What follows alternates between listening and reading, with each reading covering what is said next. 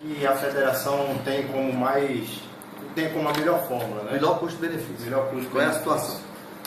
Nós temos, eu vou pedir para a comunicação mandar para vocês um documento oficial da CBF. Esse documento oficial reza o impedimento dos clubes participarem do primeiro turno do campeonato. Os três, Santa Cruz, Sport e Saúde. E não é uma impulsão da CBF, é porque isso foi um ajuste firmado unanimemente por todos os clubes, todos, inclusive o Náutico que não está jogando, todos, e todas as federações. A Pernambucana foi a única que não assinou e por fim teve que assinar porque só ficou ela isolada. Então todas as federações e todos os clubes assinaram. Então existe um impedimento técnico, legal, contratual de que os clubes joguem o primeiro turno. Muito bem.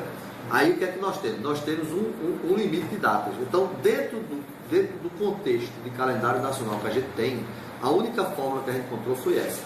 Os clubes pequenos, os clubes intermediários encontraram outra forma. Qual seria? Pegar os 12, jogar o primeiro turno só para jogar e passar para o segundo turno e jogar só uma ida, como São Paulo. Só que a gente não tem data, porque se a gente for fazer isso, a gente cai de 10 clássicos para 6. Então a gente tem que optar o seguinte: a gente faz uma competição ou mantendo os 10 clássicos, que é a base financeira do campeonato, ou a gente faz uma competição com todos os clubes do segundo turno, mas aí a gente cai para 6 clássicos. Mas é um prejuízo de praticamente 2 milhões de reais. Uma das coisas então que você está pensando em manter mesmo é essa questão dos clássicos. Você não quer abrir mão dessa questão de ter. O clássico é fundamental. O clássico é a própria história do campeonato. Quer dizer, se a gente pensar que a gente vai reduzir o campeonato de 10 clássicos para 6 ou para 7, a gente pode até reduzir para 9, mas não para 6 ou 7, porque o prejuízo financeiro é enorme. Mas a questão de tabela não facilitaria até a composição de tabela, de formar a tabela, de o clube ter mais espaço para tratar também os três que vão participar do Nordestão, ter mais tempo para participar dele, não ficar se envolvendo em duas competições? Não, porque é o seguinte, o nosso problema não é o primeiro turno. No primeiro turno a gente tem data sobrando. O primeiro turno está se jogando a Copa. Seriam 9 datas. Aí eu podia fazer 9, 10, 11, até 12, não há problema nenhum. O problema nosso é o segundo turno. Porque no segundo turno eu só tenho X datas. E aí eu tenho que acomodar os clássicos todos no segundo turno, porque não pode ter clássico no primeiro turno, porque Santa Cruz e Sport no segundo. E eu tenho que acomodar também os clubes intermediários. Então a grande dificuldade é essa. Qual é a dificuldade?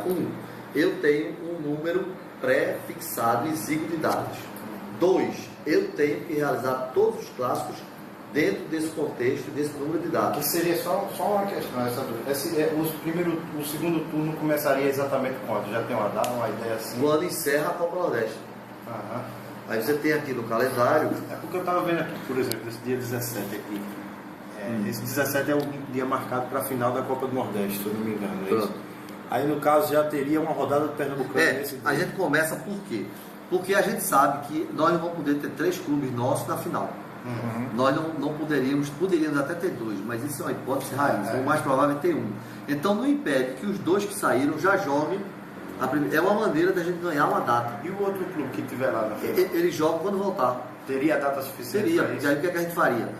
A gente começou a rodada e todos jogariam, ficaria uma data do que foi para a final. Certo. Esse que foi para a final jogaria uma data um pouco imprensada no meio de semana, mas teria que jogar para a gente compensar. Então já existe essa possibilidade. Já existe essa possibilidade.